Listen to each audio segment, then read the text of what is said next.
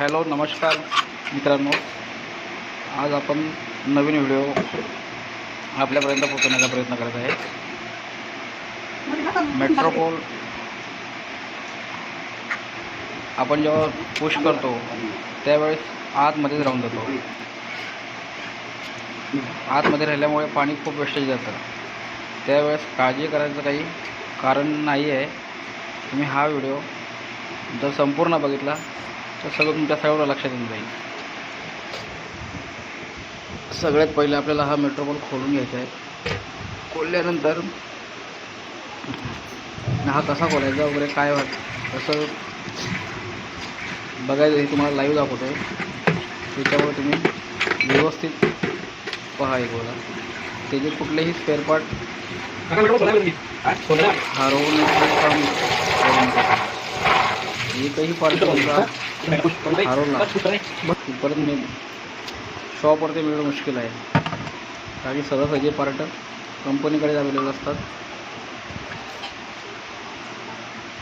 असं डायरेक्ट ओढण्याचा प्रयत्न करू नका किंवा पेंचेसने सुद्धा ओढण्याचा प्रयत्न करू नका. हे फक्त तुम्हाला दाखवतो मी, ओढल्याने येत नाही बाहेर. एखादी स्क्रूड्रायव्हरच्या साह्याने तो पार्ट काढण्याचा प्रयत्न करा. इझिली निघतो. जास्त त्याला हे करायचं नाही. प्लास्टिक असल्यामुळे जर तुटला तर परत मिळणार नाही. मिळणार पण 2-3 दिवस वेट करावं लागेल. टाकीचा वाढवून ठेवावं लागेल. याच्यात प्रॉब्लेम काय आता, हा जो पुढचा समोरचा रॉड आहे हे क्लिअर आहे पूर्ण. त्या रॉडला पूर्ण असे क्षार वगैरे लागलेले आहे. त्याच्यामुळे आता इथं रॉडमध्येच पूर्ण काम आहे. लॉक कशामुळे होतो, आत बाहेर का होत नाही. काही जण कारागीर सांगतात की स्क्रीन गेलेली आहे, रबर गेलेली आहे वगैरे काही सांगतात. ते जर तसं नाही असतं ते आता बघू शकता. हा पूर्ण लॉक काढून घेतला मी. लॉक वगैरे हातता कामा नाही आहे. आता त्याला फाईलने घासून घेतो आपण. त्याला चारी बाजूने फक्त पुढचं नॉब जिथे जर शंका आलेली मला मी वर आलेले वगैरे तिथे मी घासू शकतो. चारी बाजूने व्यवस्थित हे तुम्ही हे काम कुठलाही प्लंबर न बोलू. कुठलाही प्लंबर आला तर तुम्ही त्याला प्रॉब्लेम सॉल्व करू शकता.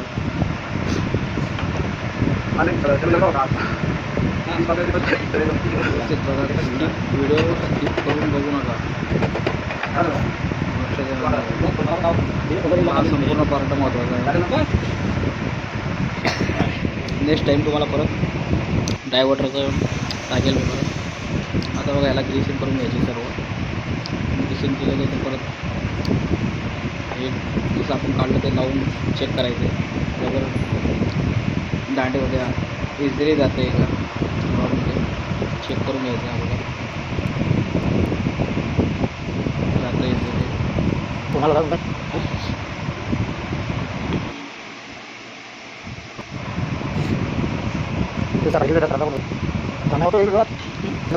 शक्यतो मेट्रोपोल डायव्हर्टरमध्ये वायसर वगैरे खराब होत नाही. एखाद्या वेळेस पार्ट वगैरे फुटण्याची शक्यता असते. त्याच्यामुळे शक्यतो कारागीरकडूनच काम करून घ्या. आणि पार्ट तुटला तर तुम्हाला मिळणं मुश्किल आहे. हे हा जो नट आहे प्लास्टिक बघा, हे आतमध्ये बाहेरून फिटिंग करायच्या अगोदरच सेट करून घ्यायचं इथं स्पॉटवर जायवर. हा जो चेक नट आहे हा चेक नट लूज करून घ्यायचा आहे. हवा नट थोडा लूज करून घ्यायचा आहे म्हणजे ती रॉड फ्री होईल. तुम्ही जेवढा टाईट करशाल तेवढा रॉड आतमध्ये ते होईल. परत जाम होईल. ते थोडा फ्री करून घ्यायचं आहे. आता बघा मी हा सेट तयार करून घेतलेला आहे.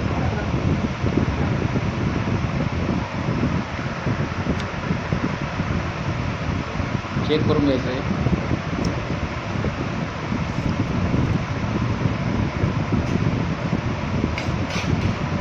शक्यतो स्प्रिंग रबर वगैरे ह्यांना 7-8 वर्षात काही होत नाही. आता बघा जागेत स्पॉटवर लावून घ्यायचं आहे. बघा हा 24-27चा पाना येतो मार्केटला. 100 रुपये 70 रुपयाच्या आसपास मिळतो काहीतरी, तो तुम्ही आणू शकता. आता बघा टाकीचा वाल चालू करायला गेले ते वरती, आपण चेक करूया आता.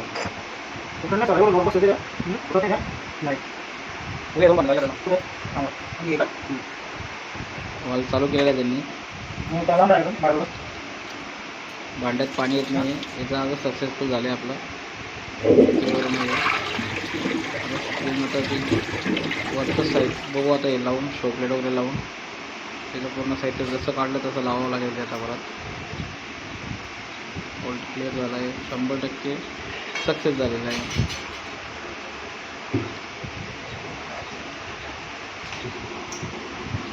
परत स्प्रिंग टाकून त्याचा लॉक टाकून घ्यायचं आहे.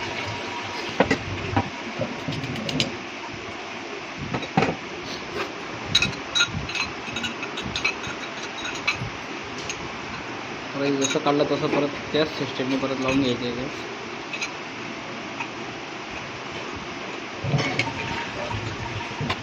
शक्यतो तुमचं मेट्रोपोल कुठल्याही कंपनीचा ॲस्टर, जॅगवार किंवा अदर काही कंपनीचा असेल, कंपनीची वॉरंटी असते. Customer care toll free number असतो, त्या नंबरवर कॉल करायचा. फ्री ऑफ कॉस्टमध्ये काम होतं, कुठलेही चार्जेस लागत नाही. हे बघा 100% सक्सेसफुल झालेलं आहे. धन्यवाद.